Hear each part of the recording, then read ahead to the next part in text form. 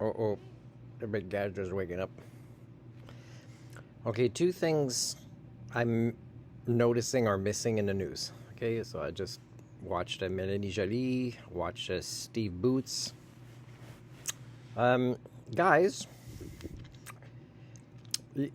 you're kind of on the defense, but you're not kind of helping Trump deal with the issues of the United States. Of course, it's people like him that help create that. But the thing is give him at least recognition. Like you might say, hey, we realize you're in a huge debt. Your country is stretched way too thin with the responsibilities that, people that were thinking way too big for what they were capable of or what was even possible, if you reference the outside world, policing everything is it's not helping specifically to just focus on tariffs as a strike back, right? You got to think, okay, well, part of what he's after is negotiating great deals that will boost his ego and also bullying people and getting away with it a little bit, right?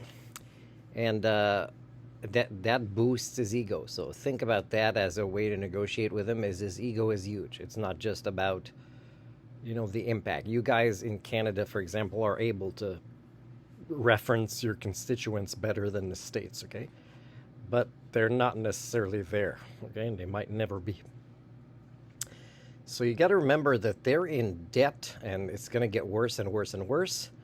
And they're trying to kind of rob their neighbors a little bit without saying, hey, can you give us a loan or can you ease off?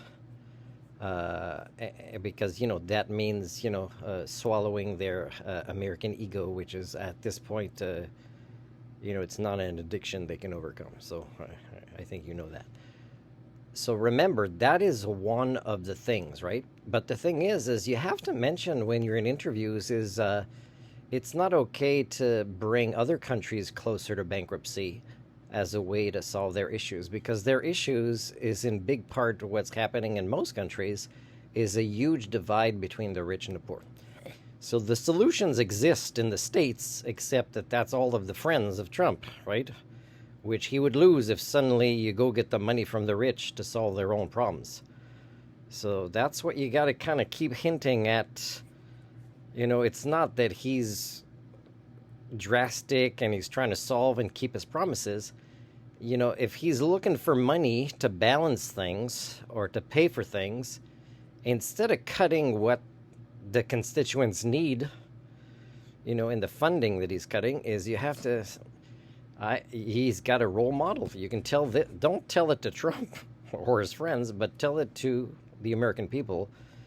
Actually, a lot of what they need in the U.S. to balance their governments in a way that stresses out the elites, it's because they don't want to give up anything, but they do need to give up stuff.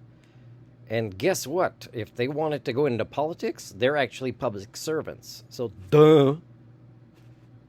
So I don't know if they get it now that English is their official language, what I just said, but that's the way it is.